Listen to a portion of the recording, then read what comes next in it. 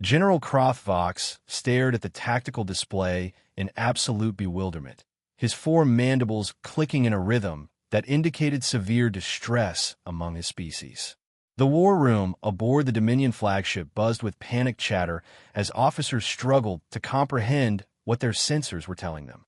"Sir," Lieutenant Zextal's voice cracked with disbelief, "the humans have somehow neutralized another Void Cedar probe. That's the 47th one this cycle." The general's compound eyes focused on the holographic representation of the Sol system. For 3 standard years, the Korthek Dominion had been waging psychological warfare against Earth, deploying their most insidious weapon, Void Seeders. These microscopic nanobots were designed to infiltrate a species' communication networks, gradually introducing feelings of hopelessness, despair, and existential dread through subliminal manipulation. It was a perfect weapon. Every species the Dominion had conquered had succumbed within months, their populations falling into such deep depression that they welcomed subjugation as relief from their manufactured misery. But the humans, how? Crothfox demanded. How are they detecting technology that operates below quantum levels? Commander Yithran, the Dominion's chief strategist, manipulated the tactical display with her energy tendrils.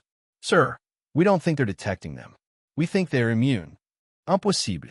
No species is immune to existential despair.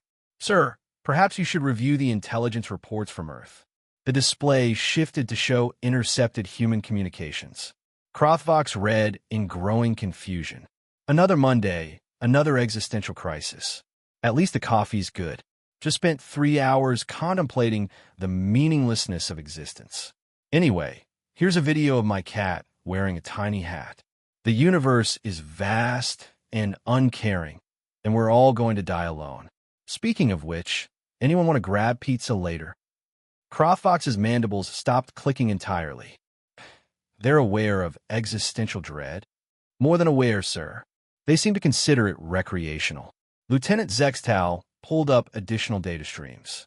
"Sir, our Void Seeders have been trying to make humans contemplate mortality, meaninglessness, and cosmic insignificance. But their global communication network is already saturated with something they call memes about these exact concepts." The display showed a bewildering array of human content. Philosophical discussions about the heat death of the universe treated as casual conversation topics, jokes about depression, artwork celebrating the absurd nature of existence, and entire entertainment genres built around cosmic horror and existential themes. "They've weaponized their own despair," Commander Yithran observed in awe. "When our nanobots try to introduce hopelessness, the humans either laugh at it, argue with it intellectually, or incorporate it into their creative works." Crothvox watched as another Void Cedar probe was neutralized, not by any defense system, but by simply being ignored while humans continued their daily activities despite being fully aware of their cosmic insignificance. "Sir," Zextal continued, "there's something else. The humans have begun responding to our psychological attacks by creating more of them voluntarily." The display showed humans actively seeking out existentially terrifying content, documentaries about the heat death of the universe, philosophical texts about meaninglessness, horror stories about cosmic indifference. They consumed it eagerly, discussed it enthusiastically, and then went about their lives anyway. "They're not just immune," Yithran realized. "They're using our weapons as entertainment."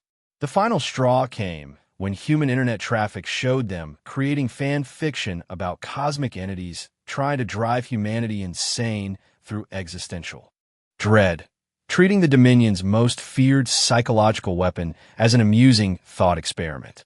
Crothvox slumped in his command chair, defeated by an enemy that had won simply by being too existentially exhausted to lose. Recall all forces. Mark the Sol system as conquest inadvisable. "Sir," Zextal asked, "what reason should I give in the official report?" The general looked at the tactical display one final time, watching humans laugh at memes about the meaninglessness of existence while simultaneously building art galleries and planning birthday parties. "Tell High Command that we encountered a species that had already fought and won the war we were trying to start. against themselves. For thousands of years. He paused, his voice filled with something approaching respect.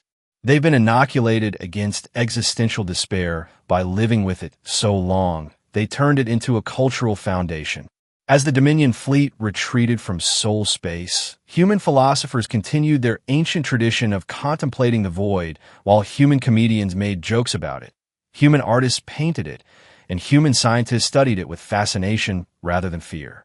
The war was over before it began, won by a species that treated cosmic horror as a Tuesday afternoon thought experiment.